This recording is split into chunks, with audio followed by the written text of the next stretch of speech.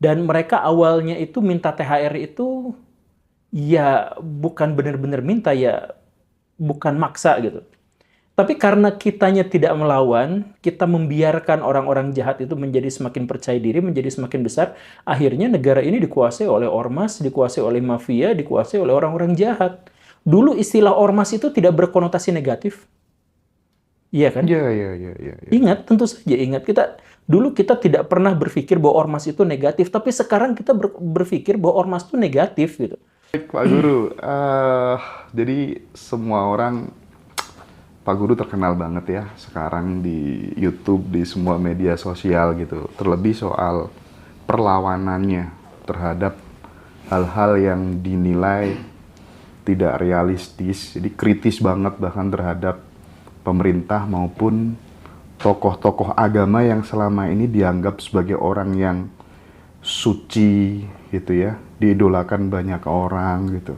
Pertanyaan saya, nalar kritis itu sudah ada sejak dulu zaman sekolah atau justru malah kemudian muncul saat Guru Gembul pernah mengalami fenomena gila, quote and quote ya. Harus dikoreksi sedikit. Sebenarnya saya tuh tidak kritis terhadap pemerintah. Saya kritis terhadap kebijakan-kebijakan pemerintah. Jadi sampai sejauh ini saya bekerja sama dengan beberapa instansi pemerintah, itu masih sampai sekarang. Saya berteman, berdiskusi, dan bekerja sama dengan buzzer-buzzer pemerintah, itu sampai sekarang masih. Jadi saya tidak mengkritisi pemerintah, saya mengkritisi kebijakan-kebijakan pemerintah. Dan begitupun dengan orang-orang yang mengatasnamakan dirinya sebagai orang sakral, orang suci, orang yang harus dipuja, dipuji, dan sebagainya.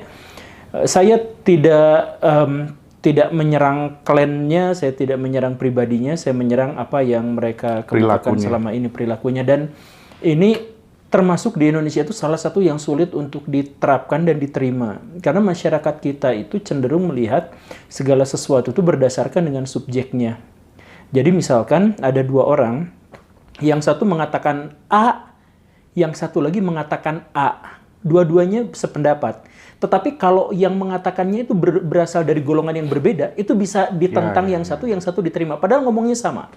Nah, karakteristik masyarakat di Indonesia itu gitu. Nah, jadi makanya kalau misalkan kita berdiskusi dengan orang-orang di antara kita, biasanya kemudian berbeda pendapat, biasanya di antara mereka itu tidak mengajukan argumentasi, tapi justru mengajukan hal-hal yang berhubungan dengan subjek.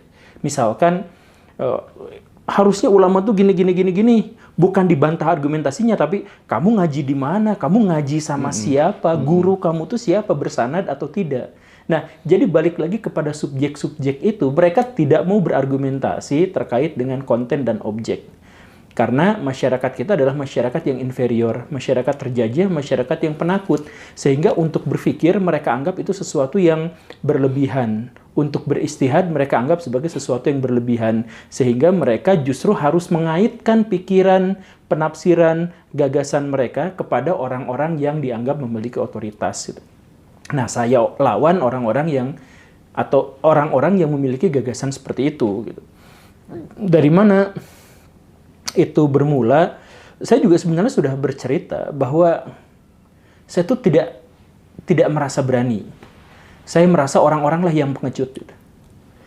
Jadi kemarin saya punya kawan, beliau punya bisnis besar di dunia hotel dan villa, sewa-sewain hotel villa gitu. Di Bekasi. Nah, dia tunjukkan kepada saya foto bahwa menjelang Lebaran kemarin itu, di mejanya yang ada lebih dari, mungkin dugaan saya 20 surat dari ormas. Minta THR, minta THR, minta THR. Di Bekasi tuh, ada yang lambangnya tangan gini, ada yang macam-macam segala rupa. Lalu saya bilang, wah ini udah bener-bener keterlaluan. Saya posting ya, oh jangan please, nanti habislah saya. Nah, itulah masalah di kita itu. Bukan saya yang berani, tetapi orang-orang yang benar, orang-orang yang baik, orang-orang yang sebenarnya memiliki hak untuk memiliki, itu ketika dia dirampas, ketika dia asetnya diganggu, kemudian ketika dia dilecehkan dan sebagainya, udahlah nggak usah ikut campur, dah kita mau gini gitu. Ya, dia sebagai pengusaha hotel, kenapa nggak lawan saja itu gitu. Cara lawannya bagaimana? Ya banyak cara untuk melawan, apalagi dia seorang pengusaha hotel. Ormas di Indonesia tuh dulunya baik-baik. Dan mereka awalnya itu minta THR itu ya bukan benar-benar minta, ya bukan maksa gitu. Tapi karena kitanya tidak melawan, kita membiarkan orang-orang jahat itu menjadi semakin percaya diri, menjadi semakin besar, akhirnya negara ini dikuasai oleh ormas, dikuasai oleh mafia, dikuasai oleh orang-orang jahat. Dulu istilah ormas itu tidak berkonotasi negatif. Iya kan? Iya. Ingat, tentu saja ingat. Dulu kita tidak pernah berpikir bahwa ormas itu negatif, tapi sekarang kita berpikir bahwa ormas itu negatif gitu. Bahkan ormas keagamaan pun identiknya dengan tambang gitu. Ya, kenapa bisa sampai serendah itu? Bukan gara-gara mereka memutuskan untuk menjadi orang jahat, tapi karena orang-orang baik yang jumlahnya sangat besar, sangat masif ini bungkam, diam. Nah, jadi apakah saya pemberani? Saya tuh merasa diri saya tuh nggak berani, nggak sangat-sangat berani gitu, be aja gitu. Saya juga ya merasa ketakutan ketika misalkan anak saya diancam gitu, bukan hanya saya tapi ke anak saya juga. Dan lain-lain. Saya juga ngerasa takut sama seperti orang lain gitu. Bahkan ada telepon malam-malam, tolong konten video yang ini dihapus ya dan sebagainya. Yang mana? Yang judul. Yang judul. Nah, yang judul. Dan itu bukan kali pertamanya sebenarnya dapat ancaman, yang dulu-dulu juga pernah ada. Mohon maaf, ancamannya apa Pak Guru? Apa? Ancamannya apa? Ancamannya adalah take down video itu. Kemudian ya saya bilang ya nggak mau. Ya nanti Pak bisa diancamkan dalam delik pidana. Ya saya tanya delik pidana mana yang bisa ini. Oh, nah, sebentar lagi nanti saya nelpon lagi. Dia diskusi dulu sama ini banyak. Itu Pak Guru sendiri yang ditelepon? Iya. Kalau yang melibatkan ancaman ke anak? Ada, yang ancaman ke anak itu di medsos saya. Ada, saya tahu loh anak kamu sekolahnya di mana, berangkat jam berapa. Itu udah keterlaluan, dan udah ngeri banget. Tapi ya, apakah saya takut? Iya jelas, saya takut. Saya mengkhawatirkan keluarga saya mengkhawatirkan keselamatan saya sendiri gitu dan lain-lain. Tapi sejauh yang saya tahu adalah bahwa seharusnya, idealnya, tidak ada sesuatu yang buruk yang menimpa saya ketika saya melakukan hal yang baik. Kalau misalkan ternyata saya melakukan hal yang baik kemudian mendapatkan hal yang buruk, maka hakikatnya hal buruk itu adalah hal yang baik. Iya, sesederhana itu kan. Nah, jadi saya selalu percaya bahwa kehidupan saya itu adalah kehidupan yang tidak bermakna. Saya sampai detik ini tidak pernah bisa menemukan apa makna kehidupan saya selain yang didoktrinkan orang lain pada saya. Satu-satunya makna yang paling mungkin bisa saya gapai adalah bahwa ternyata kehidupan saya itu bisa memberi manfaat, kebahagiaan, ketenangan, keceriaan, kesejahteraan buat orang lain. Dan hanya itulah yang paling mungkin bisa saya jangkau terkait sejauh dengan akal pikiran saya yang terbatas ini. Apa makna hidup saya tuh gitu. Ya cuman itu, saya hanya bisa hidup dan bermakna ketika eksistensi kehidupan saya itu memberikan kontribusi positif kepada orang-orang gitu. Ya udah di situ aja, nggak lebih. Kalau misalkan saya tidak melakukan itu, maka saya berhutang pada dunia, saya berhutang pada alam. Berkali-kali saya katakan bahwa ketika saya makan untuk sarapan pagi saja, saya makan bubur ayam, ada 8 komoditas yang saya makan. Dan itu jumlah yang paling serakah yang pernah dikenal bumi. Cuman makan pagi aja, kita membutuhkan sawah, padi, kita membutuhkan perkebunan seledri, kita membutuhkan peternakan ayam dan telurnya. Kita membutuhkannya untuk sarapan 1 porsi. Dan kita makan sehari 3 kali. Dan kita masih mengeluh dengan itu semua. Dan sebagian bahkan kita buang begitu saja. Nah, artinya apa? Kehidupan manusia itu sangat berhutang besar kepada alam. Jadi, jangan sampai hidup saya itu justru bukannya sia-sia, tapi negatif. Tapi malah berhutang tidak dibayar kepada alam. Jadi, Iya, saya harus memberikan kontribusi yang jauh lebih besar daripada apa yang diberikan alam kepada saya. Prinsip seperti ini, seperti pertanyaan saya di awal tadi, muncul setelah fenomena itu, atau sudah dari dulu ketika sekolah SMP, SMA itu? Kalau yang tadi saya juga lupa, maaf ya. Penyakit saya sering dikritik istri saya. Kalau ngomong tuh kesana kesini dulu. Soal keberanian saya muncul dari mana, kalau itu dianggap sebagai keberanian, saya juga pernah bilang itu muncul gara-gara saya baca komik Dragon Ball nomor 41. Ya, sesederhana itu. Dulu tuh saya tuh penakut dulu tuh. Oke. Dulu tuh saya, karena di luar yang orang kira, saya tuh termasuk orang yang suka lihat hantu. Saya tidak tahu apakah itu halusinasi atau sugesti atau delusi atau saya memang benar melihat beneran dan sebagainya, saya tidak tahu itu. Tapi sejak kecil saya tuh termasuk orang yang suka melihat hantu, karena itu saya tuh penakut. Nah, bahkan beberapa hantunya itu dilihat bersama sama keluarga gitu. Jadi nobar hantu tuh. Nah, sekali lagi ya, saya nggak tahu itu hantu beneran, delusi atau itu prank orang dan sebagainya, nggak. Tapi saya masa kecil itu penuh rasa takut. Sampai di SMP kelas 1 atau kelas 2 ada kawan saya yang memberi saya pinjam komik Dragon Ball nomor 41 yang isi ceritanya itu ada 2 anak kecil berusia 6 dan 7 tahun atau mungkin 5 dan 6 tahun itu diserahi tugas untuk bisa berhadapan dengan musuh paling mengerikan di dunia. Bahwa si musuh itu bisa menghancurkan bumi hanya dengan sekali bersin. Bahwa si musuh itu bisa mengubah apapun menjadi apapun. Bahwa si musuh itu bisa menyerap semua orang. Bahwa si musuh itu tidak bisa hancur. Udah hancur berkeping-keping bisa balik lagi. Pokoknya mah dia adalah musuh yang paling perfect. Tetapi tugas untuk mengalahkan makhluk semengerikan itu adalah diserahkan kepada 2 anak kecil. Yang membuat saya sangat terinspirasi adalah bahwa anak-anak kecil itu over percaya diri gitu, over confidence. Harusnya oke lah saya terima, tapi pasti ketakutan gitu. Ini mah malah sombong di depan si makhluk paling brutal itu gitu. Sombong di depan makhluk yang paling mengerikan. Dan di situ tuh taruhannya cuma sederhana. Kalau kalah mati dan seisi bumi hancur. Kalau menang ya berarti saya bisa menyelamatkan seluruh umat manusia. Pilihannya hanya itu. Tapi dia percaya diri. Nah, ya saya pikir-pikir juga rasa takut paling besar manusia itu apa ya? Ya paling sama kematian. Mati. Ya itu kan. Tapi nggak ngeri-ngeri amat kayaknya sih. Ya karena di cerita komik Dragon Ball itu ini kan ada dunia lain gitu. Ada dunia setelah kematian, dan di dunia setelah kematian itu ya ternyata ya baik-baik saja, hidupnya santuy-santuy aja gitu. Ya saya pikir kan saya juga punya kepercayaan agama yang kurang lebih menceritakan bahwa setelah kehidupan ini ada kehidupan berikutnya, dan kehidupan berikutnya itu ya seharusnya saya harus santuy-santuy di sana dan nyaman-nyaman ada di sana gitu. Ya sudah gitu. Jadi saya yakin sekali bahwa apa yang orang lain pahami tentang keberanian saya itu awal mula titik temunya itu dari komik itu.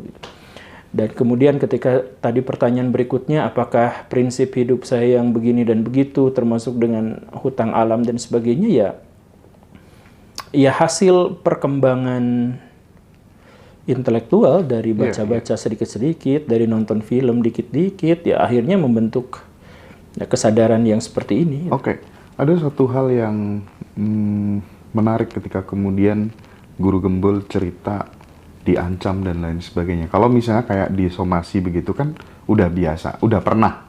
Udah pernah kan, dan menurutku untuk orang sekali berguru gembul itu bukan persoalan yang besar, tapi kalau sudah sampai ke anak diintimidasi, diancam tadi, itu kan aduh, kedamaian kita dirampas. Betul. Pak Guru. Bagaimana Pak Guru memberikan pesan kepada anak dan keluarga, kepada istri, dan apakah tidak ada protes dari istri? Gimana itu? Bisa di-share? Saya dan istri itu pernah mengalami tekanan itu luar biasa selama 2 bulan. Tekanannya itu gila, habis-habisan berat. Ya itulah, ada ancaman pembunuhan lah, ada segala rupa lah semacam itu 2 bulan tuh. Istri saya tuh sempat bilang, ya udah jangan ngonten tema ini lagi aja tuh, udah masih banyak yang lain gitu. Saya kan temanya random gitu. Tapi ya saya bilang ke istri saya bahwa saya tuh bukan sekedar nge-YouTube gitu. Ada tujuan, bukan hanya sekedar YouTube. Iya, saya mencari nafkah dari YouTube. Iya, saya dapat AdSense dari situ dan saya tidak mematikan AdSense-nya. Dan saya masang iklan di setiap konten saya. Iya, itu benar. Tapi saya ingin bahwa hidup dari YouTube itu adalah hidup yang halalan thayyibah gitu. Hidup yang halal dan baik gitu.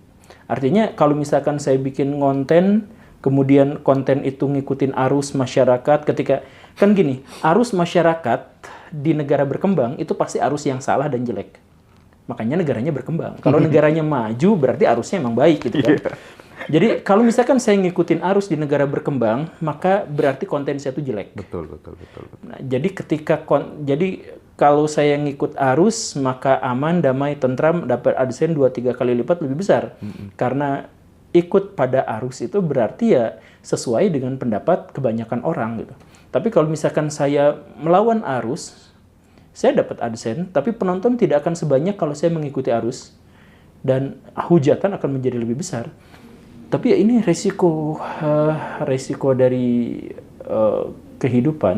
Jadi kalau kita pengen memiliki makna, kalau misalkan kita ingin mempertanggungjawabkan kehidupan kita di hadapan Tuhan, kalau kita mau membayar lunas utang-utang kita kepada alam, maka ada nilai-nilai yang harus kita perjuangkan dan itu akan terus kita perjuangkan. Saya ngomong ke istri saya seperti itu.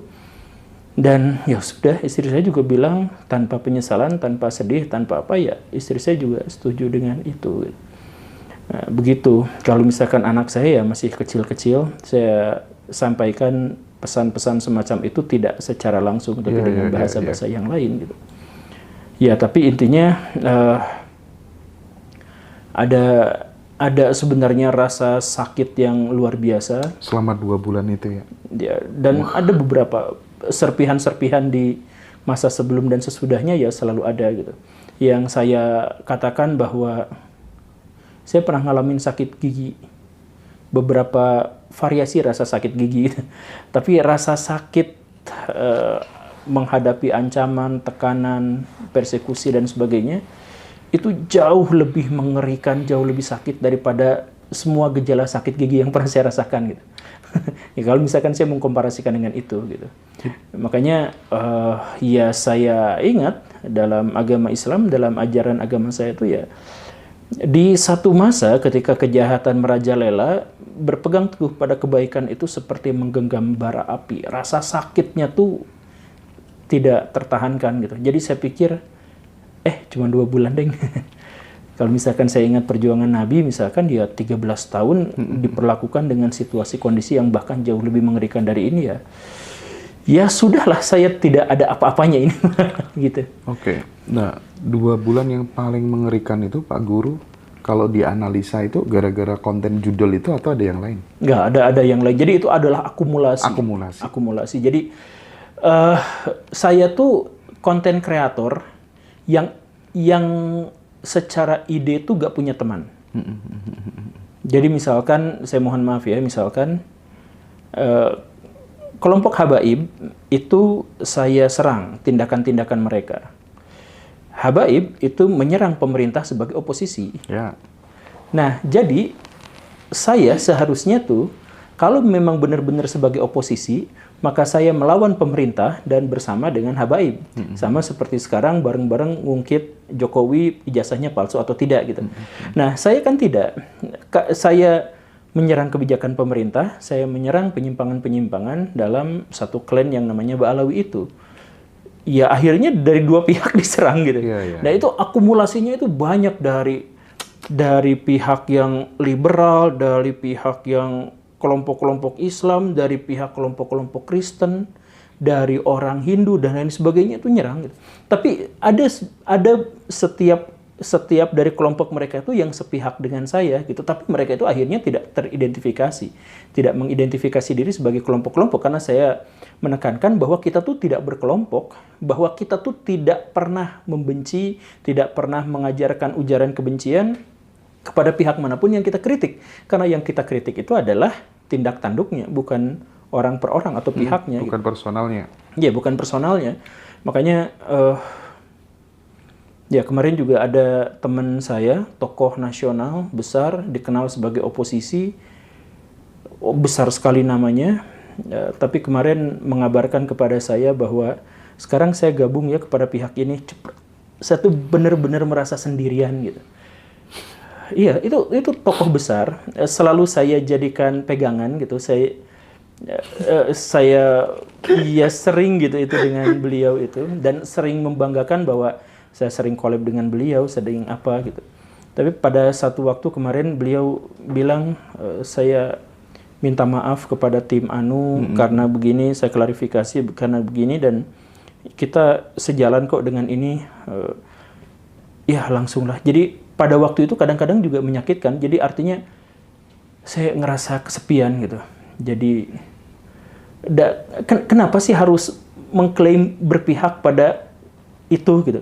Kenapa tidak dengan lebih mudah dan praktis bahwa kita tuh berpihak ya pada tindakannya, bukan pada orangnya gitu. Jadi misalkan saya dengan senang hati akan membantu pemerintah misalkan dalam begini dan begitu, ya bisa aja gitu. Atau misalkan saya diangkat jadi stafsus misalkan, ya gak jadi masalah gitu.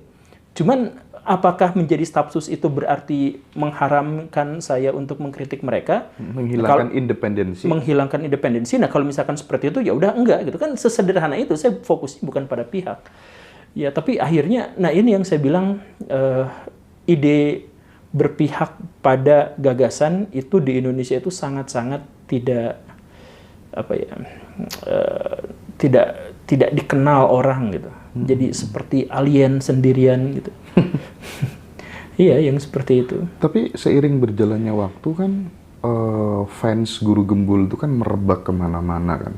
Support itu kan banyak banget. Banyak banget. Ada nggak backing dari ini yang kemudian terus saja lanjut aja. Nanti kalau ada apa-apa kayak gitu, ada nggak support kayak gitu? Ada beberapa, ada banyak sebenarnya, dan saya ucapkan terima kasih yang sebesar-besarnya. Ada di antara mereka yang, yaitu seperti yang saya bilang tadi, ada di antara mereka tuh yang kemarin yang terbaru yang menyampaikan dukungan kepada saya itu adalah seorang intel, seorang jenderal menghubungi saya. Beliau mengatakan, saya selalu mendukung dan sudah bertahun-tahun saya mendukung, cuman baru kali ini aja bisa menghubungi dan seterusnya itu. Ada juga dari lingkar istana juga ada yang pernah mengatakan seperti itu. Ada dukungan-dukungan dari rakyat kecil dalam tanda kutip, dari yang sekedar tukang bakso yang suka menggratiskan baksonya untuk saya. Ya dukungan itu sesederhana itu. Ada petugas kebersihan dan petugas keamanan di kereta Wus yang selalu nyari-nyari saya kalau misalkan itu ya sekedar ngobrol dan lain-lain, ya ada. Dukungan itu banyak, luar biasa. Ada beberapa pengacara, ada beberapa pengusaha, tapi dukungan mereka juga tidak mungkin saya terima secara keseluruhan karena ya saya juga kan ngerasa malu gitu. Kayak sekarang misalkan saya lagi mau berencana bikin kuis gitu, ya bisa aja saya ngajak mereka, tapi kan nggak enak minta donasi itu. Yang saya tawarkan ke mereka itu adalah kerjasama sebagai sponsorship, di mana teman-teman di Ngaji Rasul lah ya, barangkali banyak yang peduli nanti kalau terlibat jadi sponsor project kuis cerdas cermat, nanti mungkin bisa disampaikan oleh Guru Gembul lah ya. Pak Guru, apa moral story dari kondisi yang sangat memprihatinkan, yang sangat ya tapi sekarang udah terlewati selama 2 bulan itu gitu. Ketika ada teman yang melakukan sebuah perjuangan yang sama, terus kemudian menerima intimidasi, ancaman gitu, bahkan sampai keluarga juga diancam. Nah, Pak Guru kan bisa melewati itu gitu. Artinya nggak berhenti, ya udahlah, aku gini aja, bikin yang sesuai sama mainstream aja gitu. Nah, pesannya buat sahabat-sahabat yang mengalami hal yang sama apa? Enggak. Saya nggak akan ngasih pesan apapun. Karena kalau misalkan saya ngasih pesan juga, itu saya tidak memberikan dukungan yang berarti kepada mereka. Jadi bisa jadi keputusan yang baik ketika misalkan mendapatkan ancaman adalah mundur. Itu bisa jadi lebih baik kan. Mundur, kemudian berpikir mau menambah bargaining, menambah daya tawar, memperkuat diri dulu, baru maju lagi, itu juga bisa kan. Atau kondisinya beda-beda. Kondisinya berbeda-beda. Jadi tentu saja yang saya alami juga berbeda. Saya sekarang mendapatkan banyak dukungan, saya mendapatkan banyak tantangan dan hantaman, dan saya percaya ini belum berakhir dan ini bukan puncaknya. Masih ada lebih banyak cerita, masih ada lebih banyak polemik, ada lebih banyak pesan-pesan moral yang nanti akan tumbuh di masa depan. Jadi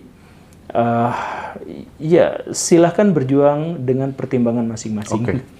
Nah, menarik tadi ketika Guru Gembul bercerita bahwa memberikan kritik terhadap tindakan-tindakan yang dilakukan oleh kelompok Pahlawi dan lain sebagainya, itu kan justru menjadi pioner menurut saya gitu. Bahkan sekarang ratusan bahkan mungkin ribuan ya konten-konten reaction yang ikut ngajar Pahlawi itu kan. Aduh, awal mula Guru Gembul bener-bener berani, itu kan semua orang tahu gitu. Nah, tetapi di sisi lain Guru Gembul juga dengan fire mendatangi markas, kalau nggak salah Habib Bahar juga. Dan siapa aja yang didatangi? Bukan didatangi, kalau Habib Bahar memang didatangi. Datang ke markasnya? Iya, ke pesantrennya. Ke pesantrennya. Apa yang Bogor itu atau iya deket situlah. Di situ tuh deket markas Ahmadiyah juga ternyata. Iya. Nah, di situ pernah, terus ke Pak Habib Ketemu Rizik. Nggak di Habib Bahar? Nggak. Padahal kalau kita lihat videonya viral ketika di pesantren bawa pedang gitu, nggak ada ketakutan sedikit pun gitu. Nggak, iya, saya yakin beliau itu bukan seorang kriminal. Jadi tindakan-tindakan yang beliau tampilkan itu nggak jauh dari impulsif gitu. Jadi saya merasa beliau itu adalah termasuk orang yang berpikirnya kurang jauh. Ya, bernalarnya saya mohon maaf ya, kurang jauh. Jadi tindakan-tindakan ekstrim yang diperlihatkan di media sebenarnya ya tidak jauh dari reaksi berlebihan dari seorang yang tidak mempertimbangkan perbuatannya. Kalau misalkan beliau punya waktu sedikit untuk mempertimbangkannya, saya yakin beliau tuh nggak gitu-gitu amat. Jadi, dan saya pun hanya mengajak diskusi. Jadi termasuk ke Pak Habib Rizik gitu. Ada beberapa saya tuh bukan mendatangi orangnya. Kalau Pak Habib Rizik itu saya menghubungi orangnya melalui beberapa jalur yang saya ketahui gitu. Ya nggak ada yang mau gitu. Saya juga nggak tahu. Tapi intinya seperti itu. Dan saya tuh tidak untuk menghujat, tidak untuk mencaci maki, untuk ngobrol, untuk diskusi. Sama seperti saya ngobrol dengan orang lain, saya tuh ya ajak aja diskusi gitu. Dengan orang yang setuju, dengan orang yang tidak setuju, ya saya juga ajak diskusi. Kayak kemarin gitu dengan Pak Mardigu gitu. Ya saya tuh udah bilang ke Pak Mardigu, dan beliau juga sudah tahu bahwa saya tuh nggak menganggap bahwa gagasan MMT-nya itu masuk akal gitu. Ya tapi kan beliau tetap aja kawan saya, kemudian pendukung saya, kemudian bahkan juga merelakan namanya untuk dicantumkan dalam yayasan yang saya bangun gitu. Kontribusinya luar biasa. Tapi soal ide ya, bahwa kalau misalkan berdagang, misalkan pinjamkan ke teman apa segala rupa yang bikin MMT kecil-kecilan yang seperti itu, ya saya bilang ya enggak gitu. Ya enggak apa-apa kan, berbeda pendapat itu enggak apa-apa. Saya beda pendapat dengan banyak orang, tapi kan ya kita bisa bekerja sama dalam banyak hal. Kalau misalkan kita fokusnya pada perbedaan pendapat, siapa di antara manusia di seluruh dunia ini yang 100% pendapatnya sama dengan kita kan? Ya kecuali orang-orang yang kelewat sakit gitu. Jadi ya gak apa-apa, aman, damai, tentram dengan orang-orang yang berseberangan. Cuman kadang-kadang bahwa sikap mereka mengecewakan dan memang harus dikritik, ya kritik aja, sampaikan, ya gak apa-apa juga kan. Ya gitu. Jadi misalkan kemarin yang terbaru gitu. Saya kan berteman juga dengan Pak Deddy, dan saya komplain langsung ke Pak Deddy, Pak ini ngomong tuh yang bener dong gitu. Bapak sebagai Deddy Corbuzier ya. Iya, Deddy Corbuzier yang iya. terus kemudian dikritik sama guru gembul, banyak pihak yang menyebut Anda Deddy Corbuzier itu kan. Iya. Iya kan, ya saya plesetkan nama podcastnya juga jadi Closet Hidor. Iya. Karena nggak dipisah gitu ya. Iya, tapi kan beliau juga akhirnya ketawa gitu. Menerima kan? Menerima itu. Nah, jadi ya nggak apa-apa.